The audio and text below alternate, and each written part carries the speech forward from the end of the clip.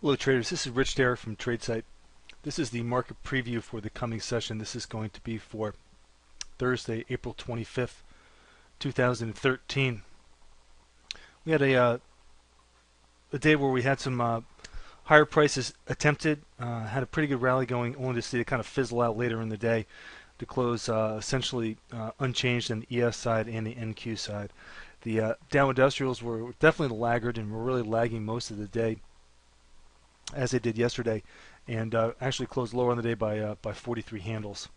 Internally, the market wasn't bad, but again, the Nasdaq continues to lag the internal measurements and metrics.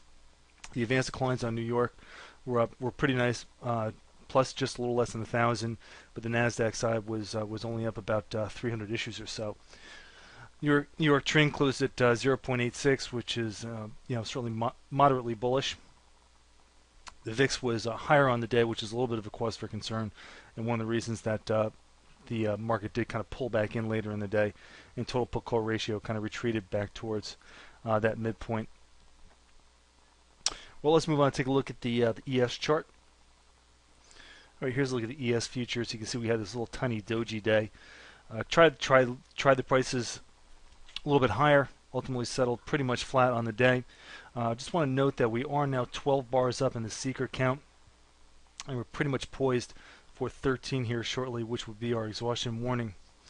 There's very little chance of a recycle here because we're only 2 days up in this new setup phase.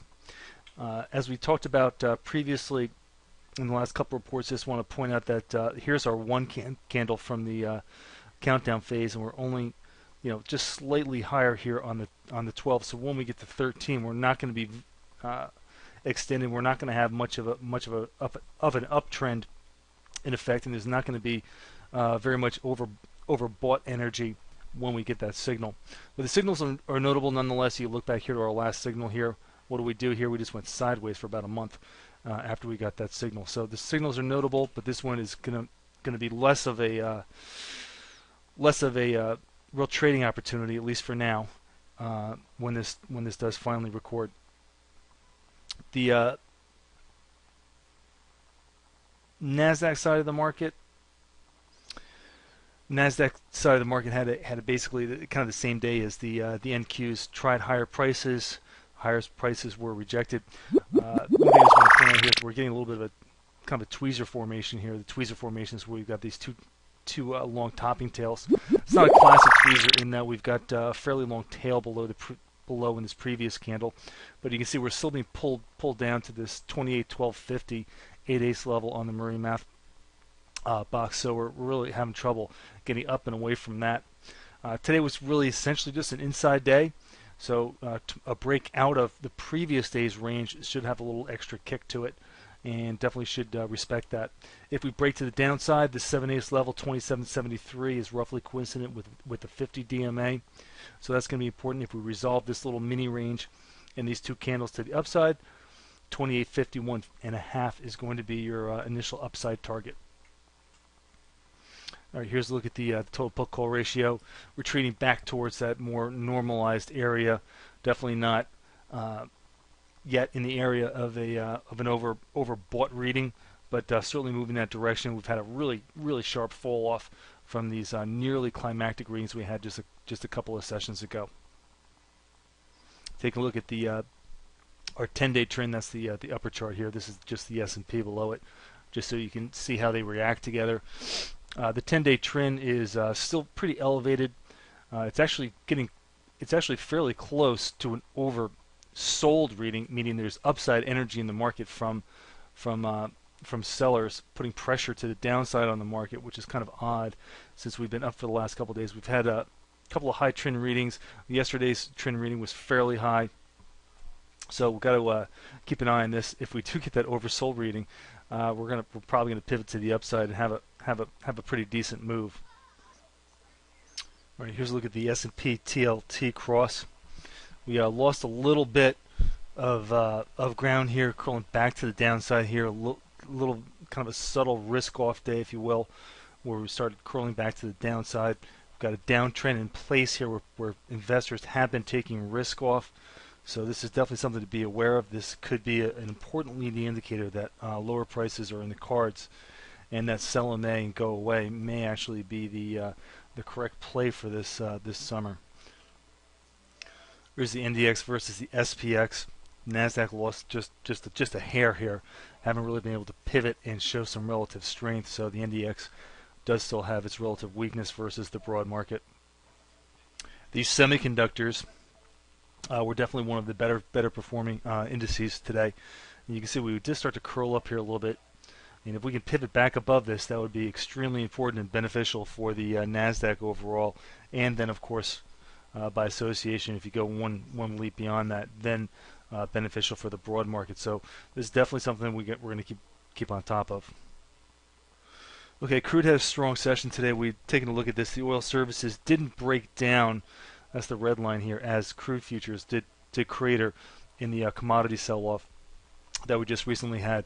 OSX was reasonably strong today, and we saw the oil futures start to respond today and climb back up. So hope you guys were able to stay on the long side of that and be looking on the long side of the oil futures, because this was definitely a great tell, since the underlying stocks tend to lead the futures themselves. All right, here's a look at the cumulative advanced decline line. Nasdaq is still sloppy. We were positive today with net advances. Did not get up here to retest this this channel, this trend line, which was broken. That's going to be stiff resistance here, and a very important level going forward. But the ultimate arbiter is going to be the New York side. We talked about the S&P divided by the TLT rolling over and starting to really look a little bit sloppy, with investors taking risk off vis-a-vis that metric. What you really want to watch here, we did print a new high here today on the New York Stock Exchange, cumulative advanced decline, so that's a very healthy thing to happen. What we don't want to see is we don't want to see this start to roll down to the downside. Whenever this does, and it will, whenever that does happen, that will be the signal that the trend has changed for real, and that we're actually entering into a real correction. Hasn't happened yet. The Nasdaq tends to lead, so we're going to watch the Nasdaq, and then if the advanced decline line on the New York Stock Exchange rolls over, then we're going to get very proactive on the short side. So stay tuned. All right, here's one other thing I wanted to talk about. This is the Dow Gold ratio. This is something that's used by intermarket analysts, which I consider myself one of. It's kind of a metric of risk on and risk off as well. And you can see that the Dow Gold ratio was very elevated, where when the ratio is high, that means there's good relative performance in the Dow, which represents stocks, and a poor performance in gold. But you can see when the financial crisis started, you can see this ratio started to tumble to the downside. That means the Dow was losing ground versus gold, and gold was becoming more attractive as an asset. So gold was going up in price, and stocks were going down. We made this first bottom here in about 2009, but the thing was the ratio didn't bottom out really until very late in the second quarter of 2011, well after the market had made its actual low. So that means gold was still continuing to rise, even though the market had bottomed out, as people were still fearful of stocks. What we did was we set up this pennant here, this falling wedge, and these falling wedges, once they're broken, become key reversal opportunities. We broke out of this kind of timidly here, and you can see how it really took a while here to start to unwind this gold trade and to get back into stocks. I marked out this little channel here, and you can see that we pivoted back up here, couldn't really get it done, and then we made this classic fallback to the trend line. See how important that trend line is now? We fell back to that. All these initial buyers were actually underwater at this point, where people were buying stocks. Gold actually continued to go back up again, and tested these people who were switching positions into equities and out of gold. Got back down to the trend line and then reversed back up here. Now we've pushed back up here, but just for a little historical perspective, we're not really even near the highs of where we were in the ratio in 2008, when this crisis was already well at hand and starting to unwind. One thing I want to also do is I'm just going to grab my Fibonacci tool here, and let's take a look at where we are in the relative Fibonacci's. So what I'm going to do is I'm going to grab that as an anchor and go down to about here, match that low. So what we wind up with here is we've broken above the 25% line in the Fibonacci series. We haven't even really gotten up here to this key 38% Fibonacci. Now look how this plays out. Now that I put the fibs on here, it's amazing how technicals are technicals. This is a ratio chart. It's not even an asset per se. It's really just a ratio. But see how the 38% fib, which is the reciprocal of the golden rule fib, the 62% fib, see how that was key support here, got hit here, got tested again, and then was the breakdown point before we ultimately drove down to this low here. At the same time, when we started bouncing, we got down to the 38% fib. Look where we bounced to. We bounced to the 62% fib. Those are the two main numbers in the Fibonacci series, 62 and 38%. So these are very important levels. We've broken back above this 25% fib. We haven't interacted yet with the with this 38% fib. So going forward, there's actually more room to the upside in this ratio, where either stocks can go up or gold can fall some more, or we can have both until we get to that ultimate 38% fib. So this is definitely something to be aware of, and something I'm going to be tracking. This is the weekly chart, the long-term chart. This is something I look at from time to time, and I'm going to be keeping on top of this, and maybe we'll talk about this about once a week or something to see how this develops. All right, here's a look at our individual sectors. Let me just rank these from best to worst on the day. Top sector was the XAU, taking a pretty healthy bounce here. That was a good showing in the XAU today. Commodity related equities were positive. OSX was positive. The XOI, which is oil, was very positive. So you can see that we had a really pretty good bounce here today in a lot of these commodity related issues. Big laggard today was the BTK. We had a number of shorts in the BTK. We had a huge winner in CellG and also Biogen today. So we're going to continue to look at those for a little bit of a rotation. You can see the money was rotating in the NASDAQ sector out of the BTK into where? Into the stocks. It was definitely rotating into some stocks. That definitely outperformed the market. It was up 1.2%, and the market was essentially flat. So definitely a little bit of a rotation going on here. Pharmaceuticals like the biotechs were also weak, but the biotechs tend to have a higher beta and move even more. So let's take a look at some of the individual charts. All right, so here's a look at the XAU. The XAU is a top sector on the day.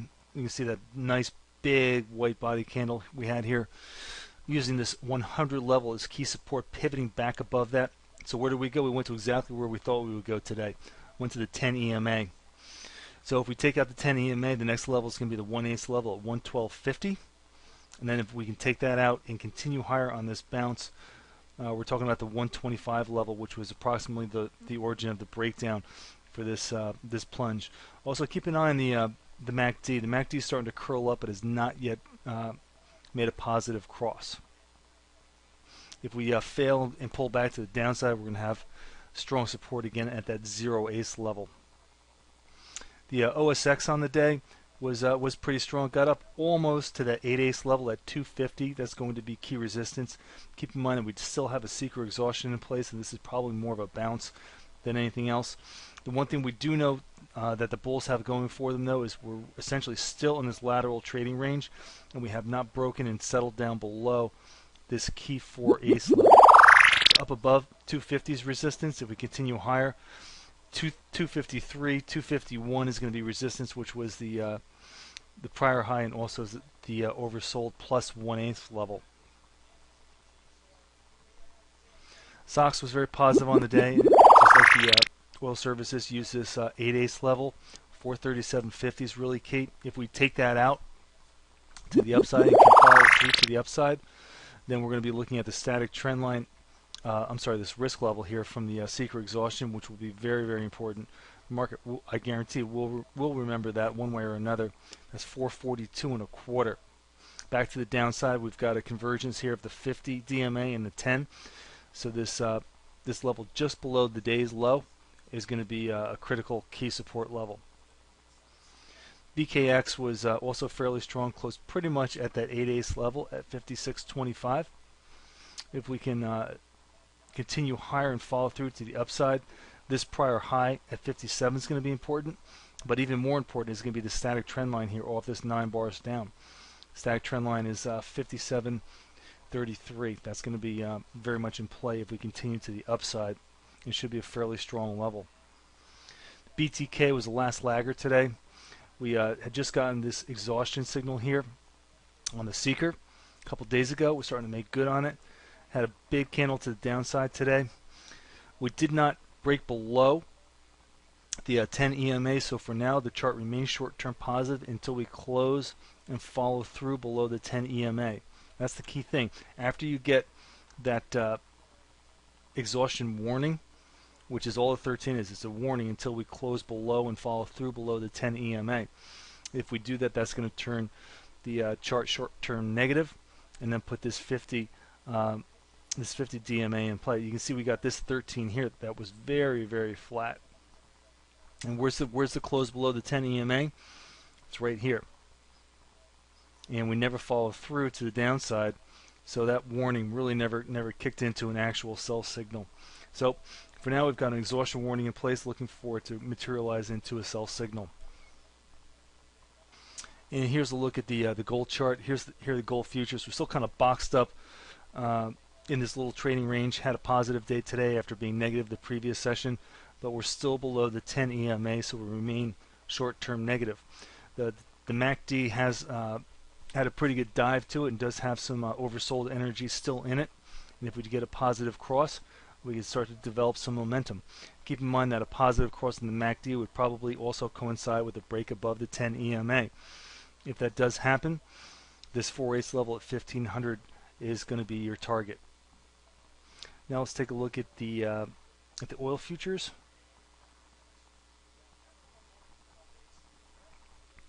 Oil futures did today break above the 10 EMA. You can see that range expansion. They were really, really strong today. You can see we ran up right to the next level. The next level was the 200 DMA.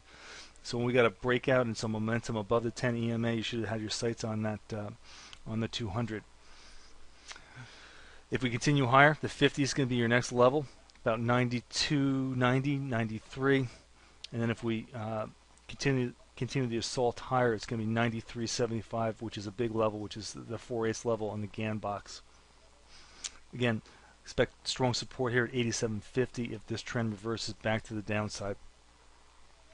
All right, folks, that's going to be it for this evening. As always, thanks for listening. This has been Rich for Tradesight.